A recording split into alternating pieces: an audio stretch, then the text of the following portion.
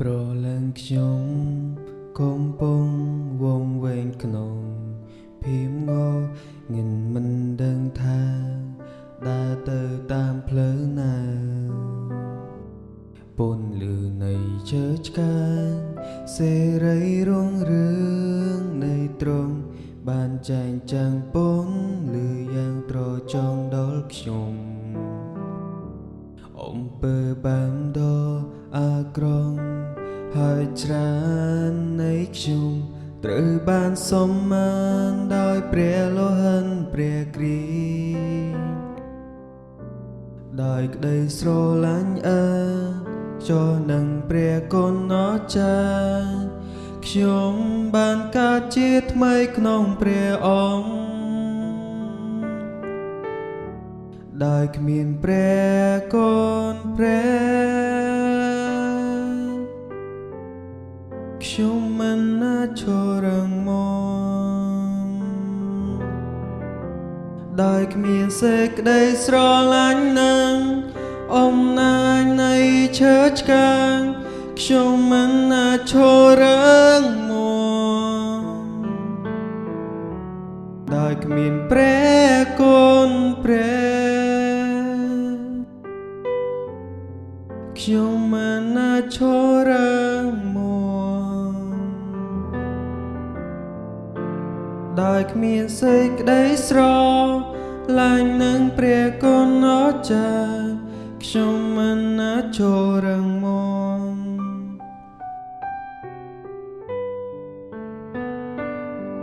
មែនដោយការខំប្រឹងធ្វើនៃខ្ញុំទេតែគឺដោយបំណងព្រះតែព្រះពុនងព្រះបានមានបន្ទូលថាខ្ញុំជាមនុស្សសញ្ចារិនដោយព្រះគុណព្រះដ៏ល្អិតខ្ចោះដោយគ្មានព្រះគុណព្រះខ្ញុំមិនអាចឈរងមកដោយគ្មានសេចក្តីស្រឡាញ់នឹងអំណាចនៃឈើឆ្កាងខ្ញុំមិនអាចឈរងមកដោយគ្មានព្រះគុណព្រះខ្ញុំមិនអាចឈរងមកដោយគ្មានក្តីស្រឡាញ់អិនខ្យល់នឹងព្រះគុណព្រះខ្ញុំមិនអាចឈរងមកឥឡូវខ្ញុំរស់នៅមិនមែនជាខ្ញុំគឺជាព្រះយេស៊ូវគ្រីស្ទទ្រង់រស់នៅក្នុងខ្ញុំវិញមិនមែនដោយកម្លាំងនៃខ្ញុំតែដោយអំណាចព្រះអង្គឥឡូវខ្ញុំនឹងរស់នៅ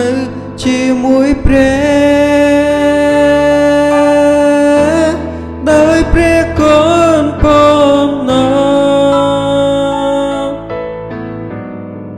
ដោយព្រះគុណខ្ញុំនឹងរស់ដោយសេចក្តីស្រឡាញ់នៃឈើ